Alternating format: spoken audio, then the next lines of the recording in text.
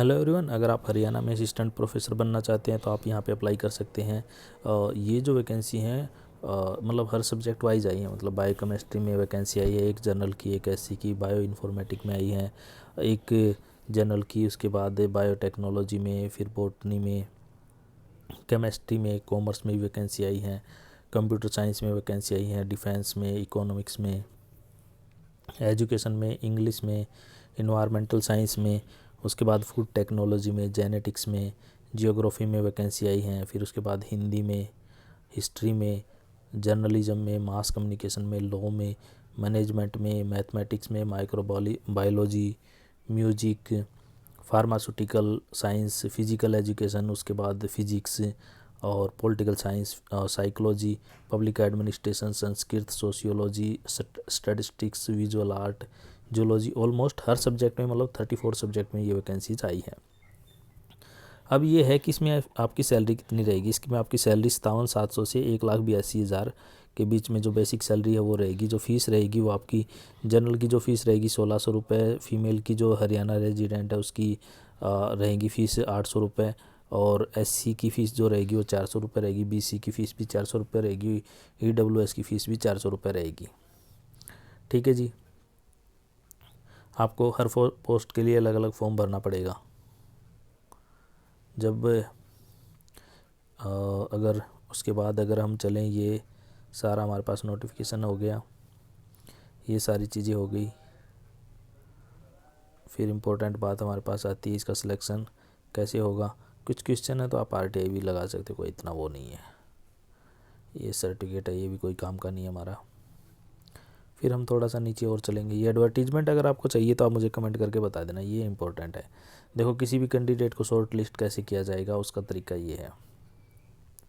Graduation में जो आपके नंबर है 80% है से ज़्यादा है तो 15 नंबर, 60% से 80% के बीच में 13 नंबर, 55% से 60% के बीच में है तो 10 नंबर, और उसके बाद पोस्ट ग्रेजुएशन में 80% से ज़्यादा है तो 25 नंबर, 60 से 80 के बीच में 23 नंबर, एमफिल है आपके पास तो 7 नंबर, और उसके बाद पीएचडी है तो आपके पास 30 number.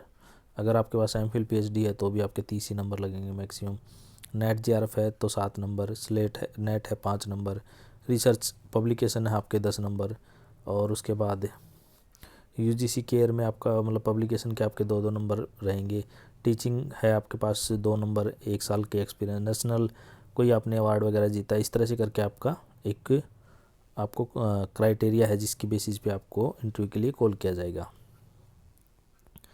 Criteria of the calculation mark for joint publication research paper, the total score of the relevant category concerned principal corresponding 70% of the total value, ये इन्होंने बताया है।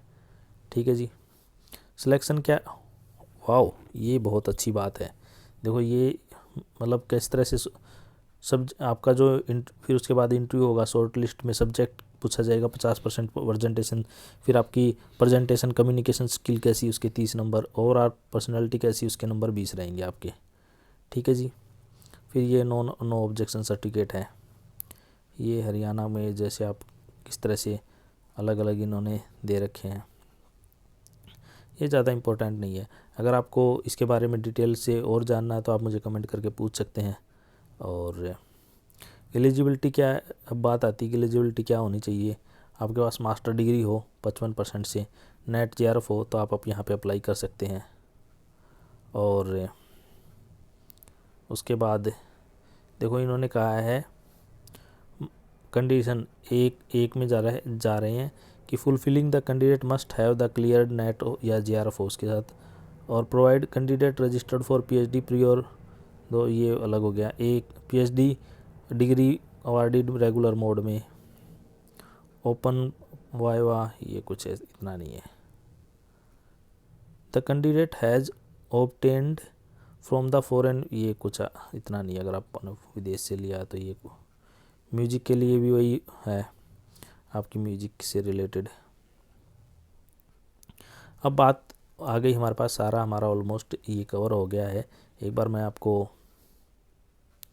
फिर बता देता हूँ, जब फॉर्म भरने की 11 तारीख से फॉर्म भरना शुरू होंगे, और जो लास्ट डेट रहेगी फॉर्म भरने की वो 3 जो अप्रैल है तब तक आप फॉर्म भर सकते हो। अगर आपको ये कोई एडवर्टीज़मेंट चाहिए तो आप मेरे टेलीग्राम चैनल से ले सकते हो मेरे, और कोई क्वेरी तो आप मुझे कमेंट करके पूछ सकते हो।